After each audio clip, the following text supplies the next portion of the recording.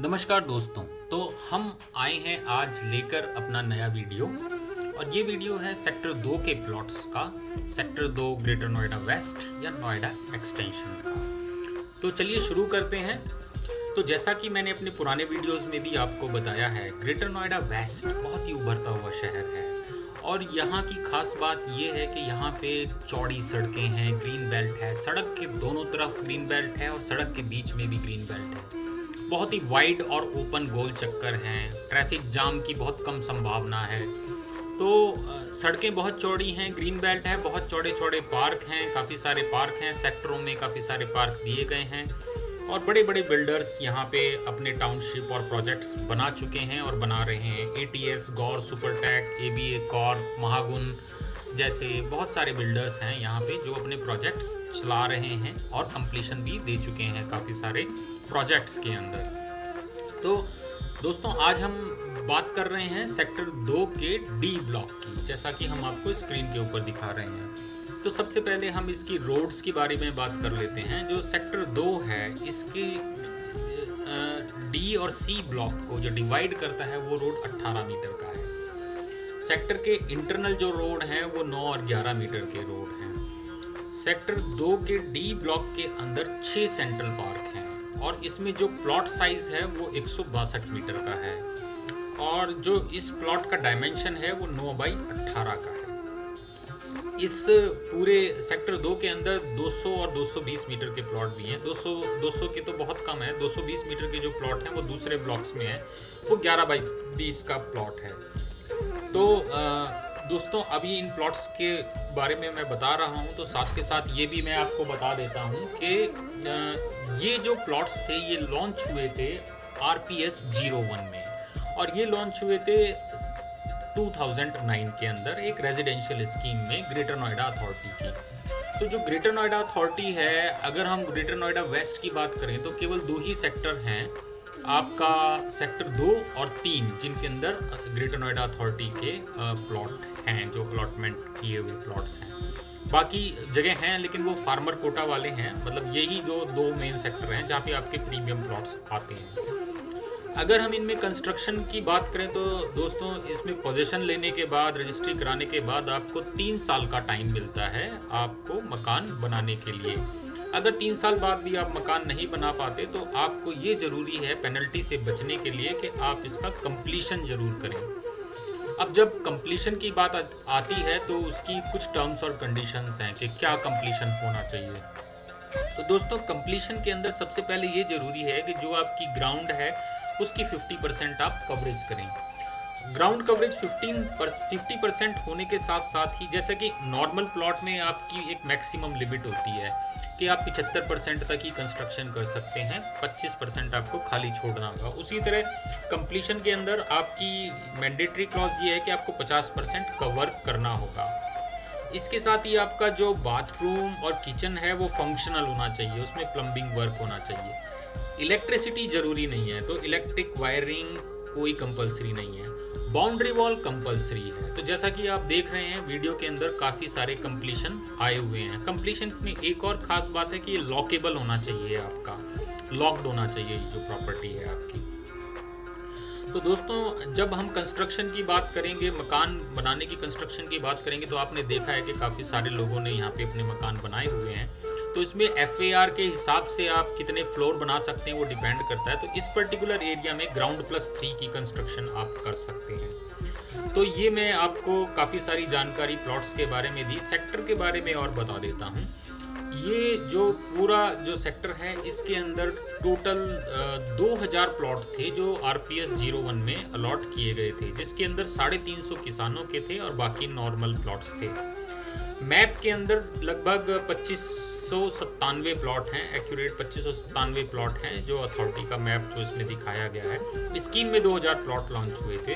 तो ये हमारे प्लॉट्स की संख्या है इसके इस पर्टिकुलर सेक्टर के अंदर। तो दोस्तों अभी हमने आपको जो प्लॉट्स के बारे में सारी जानकारी दे दी है। इसके बाद हम आपको कनेक्टिविटी की भी बता देते हैं कि मेट्रो और 130 मीटर रोड से ये सेक्टर कनेक्टेड है। इसके बाद जो सर्कल रेट है हमारा इस पर्टिकुलर सेक्टर का वो 26,000 रुपये पर स्क्वायर मीटर का सर्कल रेट है। जो स्टाम्प ड्यूटी लगती है लगभग 5% की स्टाम्प ड्यूटी लगती है। मैं जो भी इंफॉर्मेशन आपको दे रहा हूँ पब्लिक डोमेन में अवेलेबल इंफॉर्मेशन है। हम किसी भी इंफॉर्मेशन का क्लेम नहीं करते हैं। अगर आपको एक्यूरेट इंफॉर्मेशन चाहिए तो रिलेवेंट डॉक्यूमेंट या अथॉरिटी के बायलॉज या जो ग्रेटर नोएडा अथॉरिटी की वेबसाइट है उस पर जाकर आप सभी चीज़ें एक बार दोबारा से चेक कर लें। हम जो आपको इन्फॉर्मेशन दे रहे हैं वो पब्लिक डोमेन में अवेलेबल इन्फॉर्मेशन है। तो दोस्तों मैंने आपको ये सर्कल रेट के बारे में बताया, प्लस अलॉटमेंट जब हुआ था इनका तो 10,000 रुपये में अलॉटमेंट हुआ था। अगर रीसेल प्राइस की बात करें तो 162 मीटर का जो प्लॉट है वो लगभग 65 से 70 लाख, 220 मीटर का जो प्लॉट है वो लगभग 80 से 85 लाख के बीच में आ जाता है। वहीं जो 120 मीटर का, क्योंकि आज हम 120 मीटर की बात नहीं कर रहे, लेकिन सबसे ज़्यादा क्वेरीज जो आती हैं 120 मीटर के प्लॉट की आती हैं, तो वो लगभग 55 से 60 लाख रुपए के बीच में आ जाता है सेक्टर 2 और 3 में। तो ये हमने अलॉटमेंट प्राइस जो सभी का सेक्टर 2 और 3 के सभी प्लॉट्स का अलॉटमेंट प्राइस 10,000 रुपये पर स्क्वायर मीटर था।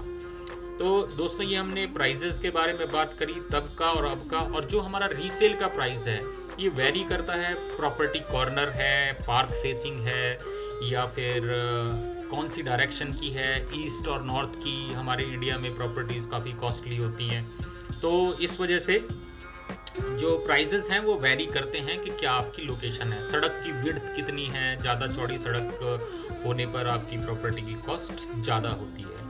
तो ये हम आपको जानकारी दे रहे थे प्लॉट्स के बारे में। अभी हम आपको और जानकारी देंगे कि कैसे आप इसको खरीद सकते हैं। तो लोन की और रजिस्ट्रेशन की भी जानकारी हम आपको बता देते हैं। नोएडा, ग्रेटर नोएडा और यमुना एक्सप्रेस वे तीनों ही अथॉरिटी में रजिस्ट्रेशन चार्जेस के साथ साथ आपके ट्रांसफ़र चार्जेस भी लगते हैं। तो इस सेक्टर में मेरी जानकारी के अनुसार जो रजिस्ट्रेशन चार्जेस है वो 5% की हमारी स्टाम्प ड्यूटी लगती है, प्लस 1% का प्रोसेसिंग फीस लगती है। और साथ में जो ट्रांसफ़र चार्जेस हैं वो अलग से TM लगता है, ट्रांसफ़र ऑफ मेमोरेंडम, तो 200 रुपये पर स्क्वायर मीटर। तो जैसे कि आपके 162 मीटर का प्लॉट है तो उसमें लगभग 3,25,000 रुपये का आपका ट्रांसफ़र चार्जेस आपका जमा होता है। साथ में कुछ रसीदें, लॉयर के चार्जेस, ये एडिशनल चार्जेस है। ये मैंने आपको अप्रॉक्स बताया है।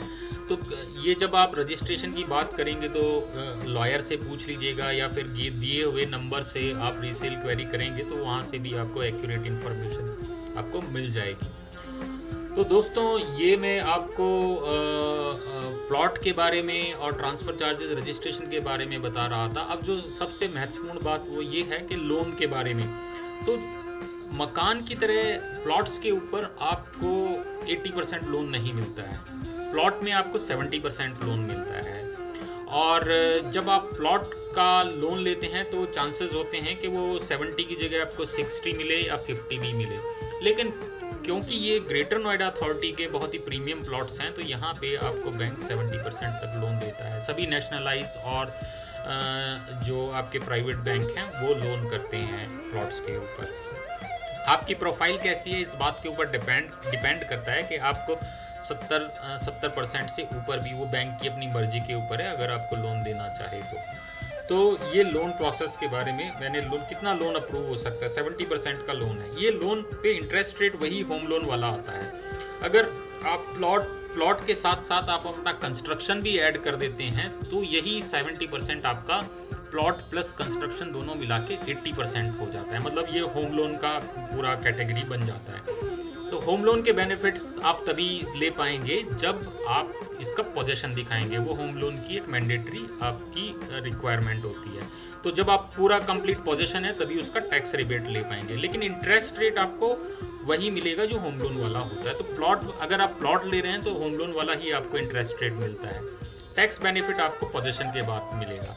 तो दोस्तों ये आपको लोन की शायद काफ़ी अच्छी तरह से समझ में आ गया होगा, मैंने आपको बता दिया है। इसके बाद मैं जैसा आपको दिखा रहा हूँ पार्क दिखाए हैं मैंने आपको, और इसके रोड्स भी दिखा दिए हैं। इस सेक्टर की एक्चुअल इसमें सभी पाइपलाइन, सीवरेज, स्ट्रीट लाइट सभी का काम हो चुका है। डेवलपमेंट का काम पार्कों में चल रहा है जैसा कि आप देख पा रहे हैं।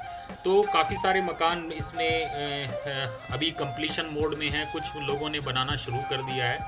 तो रहने के हिसाब से इन्वेस्टमेंट करने का और परचेज करने का ये सही टाइम है दोस्तों। तो मैं बाकी की इन्फॉर्मेशन आपको दूंगा, साथ में मैं ये बताना चाहूँगा कि जो हम आपको वीडियो दिखा रहे हैं, इस वीडियो को अगर सब्सक्राइब जरूर करें, क्योंकि उससे आपको नोटिफिकेशन मिलेगा और हम नोएडा, ग्रेटर नोएडा, यमुना एक्सप्रेसवे की हॉट प्रॉपर्टीज़ के वीडियो अपलोड कर सकते हैं। आप हमारे चैनल के पेज पे जाके हमारे पुराने वीडियोस भी देख सकते हैं। सब्सक्राइब करने का बेनिफिट आपको यह है कि आप अच्छा डिसीजन ले पाएंगे। अगर इस एरिया में आपका इंटरेस्ट है और आप अच्छी प्रॉपर्टी परचेज करना चाहते हैं तो हमारे चैनल को सब्सक्राइब जरूर कीजिएगा। और अगर आपको लगता है कि ये वीडियो काफ़ी अच्छा है और इससे आपको काफ़ी इन्फॉर्मेशन मिली है और आप थैंक यू करना चाहते हैं, तो आप कमेंट्स में भी दे सकते हैं और लाइक ज़रूर करें। अगर आप थैंक्स देना चाहते हैं तो प्लीज़ लाइक ज़रूर करें। तो दोस्तों, इससे आगे हम आपको बताते हैं कि जैसा मैंने सेक्टर के बारे में बताया कि लगभग सारा काम इसमें सेक्टर के अंदर कंप्लीट हो चुका है। लोगों ने अपना कंस्ट्रक्शन का जो कार्य है वो करना शुरू कर दिया है। इन्वेस्टमेंट पॉइंट ऑफ व्यू से भी ये बहुत अच्छा है, क्योंकि उभरता हुआ सेक्टर है। लगभग नोएडा जैसे रेट्स नहीं हैं, ये इसकी खास बात है। चारों तरफ से ग्रुप हाउसिंग्स वगैरह से घिरा हुआ है और लैंड की तो वैल्यू आप लोगों को पता ही है कि लैंड की वैल्यू का तो कंपैरिजन कोई नहीं है। उस हिसाब से इन्वेस्टमेंट पॉइंट ऑफ व्यू से बहुत बढ़िया है। अगर आप प्लॉट लेते हैं तो आप ग्राउंड+3 का कंस्ट्रक्शन कर सकते हैं और लोकेशन बहुत अच्छी है, पॉल्यूशन के हिसाब से बहुत अमेजिंग है दोस्तों। मेरा मतलब है पर्यावरण के हिसाब से चारों तरफ पेड़, 6 पार्क हैं, तो डेवलपमेंट अभी स्टार्ट हो रहा है इसके अंदर पार्कों का, और बहुत ही बढ़िया सेक्टर है और कनेक्टिविटी 130 मीटर रोड से है।